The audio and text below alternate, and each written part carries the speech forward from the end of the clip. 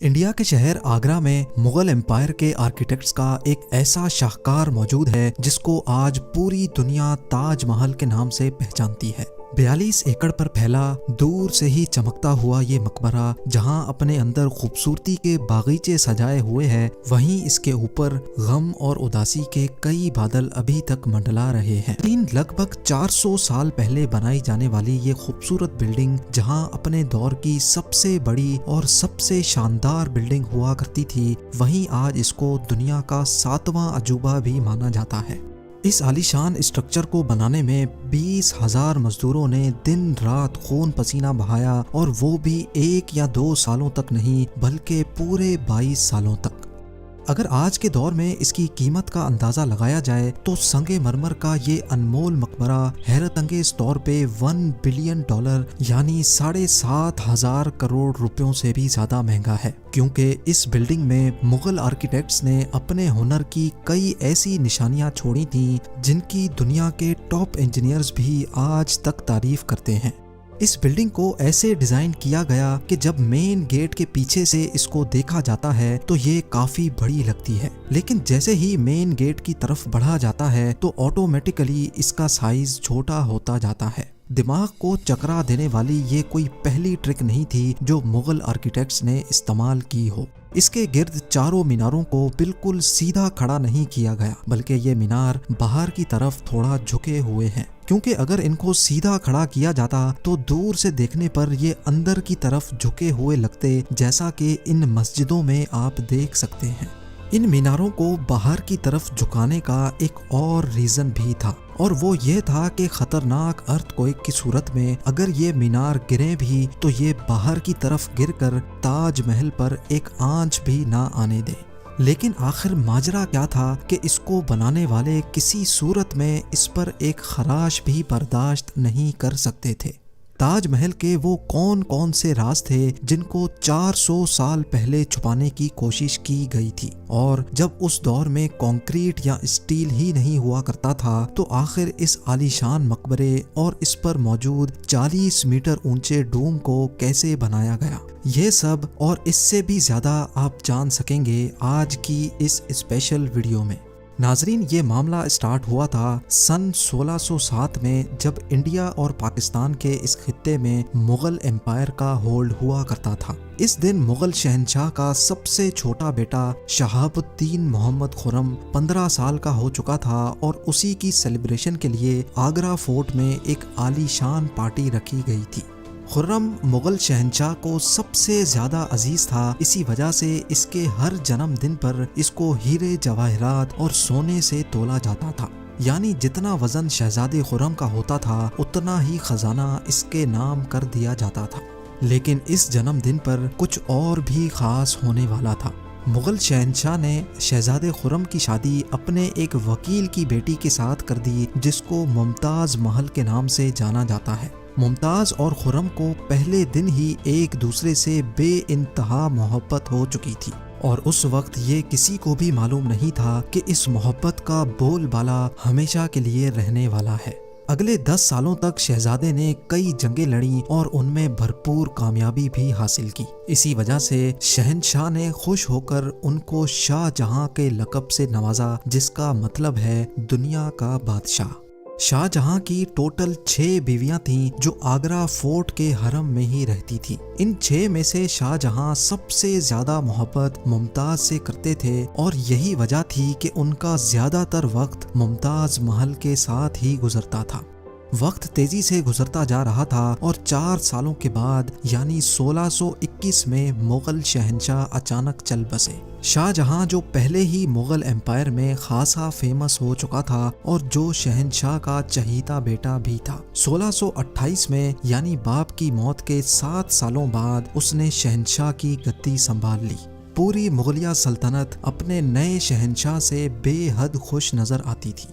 ये वो पीरियड था जब मुगल एम्पायर अपने पूरे उरूज पर थी, यानी पूरे इंडिया पाकिस्तान के साथ साथ अफगानिस्तान के भी कई हिस्सों में मुगलिया सल्तनत का राज हुआ करता था। सारे फैसले शाहजहां खुद करता था, जबकि मुमताज महल पीछे रहकर शाहजहां को मशवरे दिया करती थी।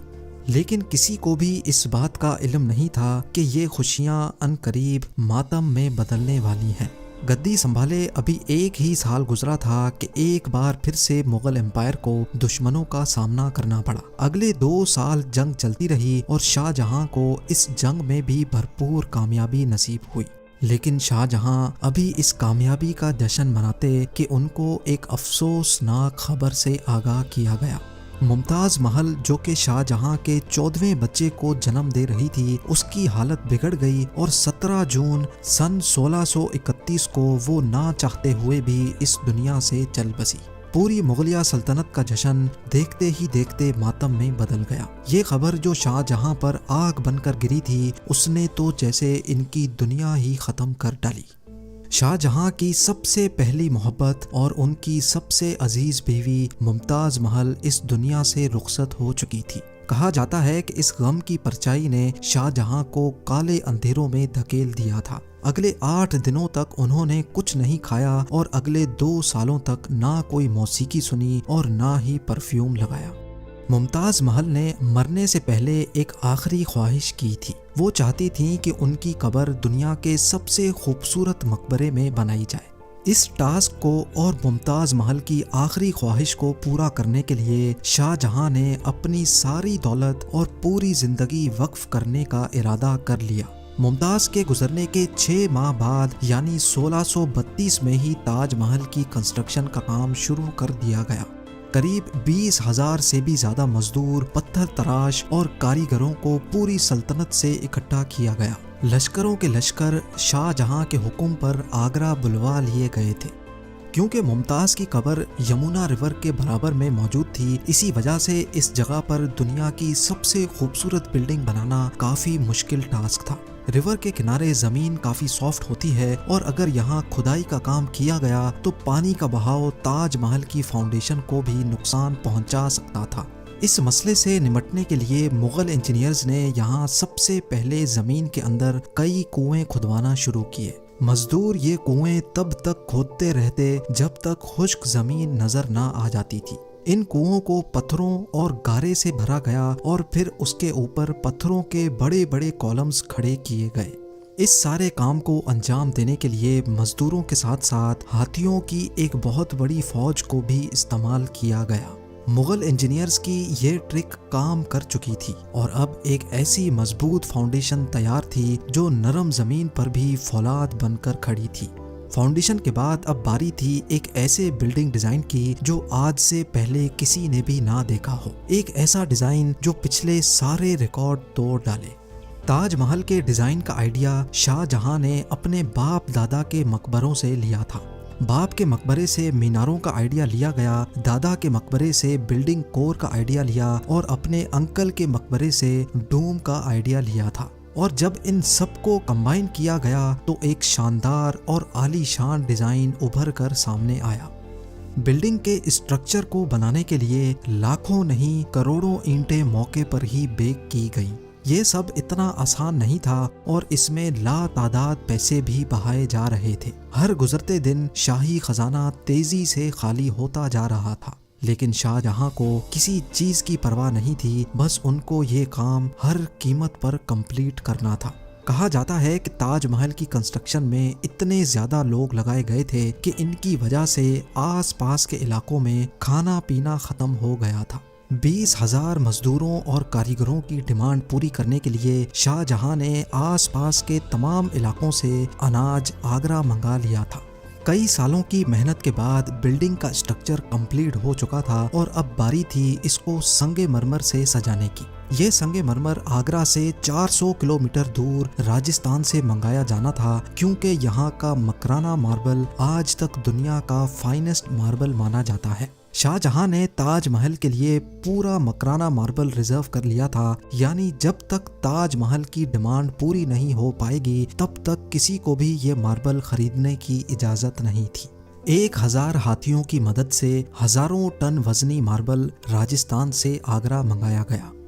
ताजमहल का ये खूबसूरत डोम इतना बड़ा है कि इसका अंदाजा सिर्फ आंखों से देखकर ही लगाया जा सकता है। आजकल इस तरह के डोम बड़ी आसानी से स्टील स्ट्रक्चर पर बनाए जा सकते हैं, लेकिन 400 साल पहले 40 मीटर ऊंचे डोम को बनाने में उनके पास सिर्फ पत्थरों का ही सहारा था।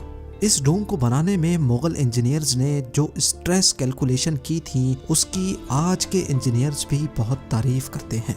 ताजमहल की फिनिशिंग के लिए इसको पीट्रा डूरा या परचिनकारी से डेकोरेट किया जाना था। पीट्रा डूरा एक ऐसी कलाकारी को कहा जाता है जिसमें कीमती पत्थर को मार्बल के अंदर तराश कर लगाया जाता है। मार्बल को बड़ी महारत और बारीकी से कीमती पत्थर की शेप के हिसाब से तराशा जाता है और फिर उसमें पत्थर को ग्लू के जरिए चिपकाया जाता है। ताजमहल पर इस्तेमाल होने वाली ग्लू कोई आम ग्लू नहीं थी। काफ़ी रिसर्च और लेबॉर्ट्री टेस्ट के बाद मालूम पड़ा कि ये ग्लू शीरा, लेमन जूस और संगमरमर पाउडर को मिलाकर बनाई जाती थी। वही सेम ग्लू आज भी ताजमहल की रेनोवेशन के लिए इस्तेमाल की जाती है।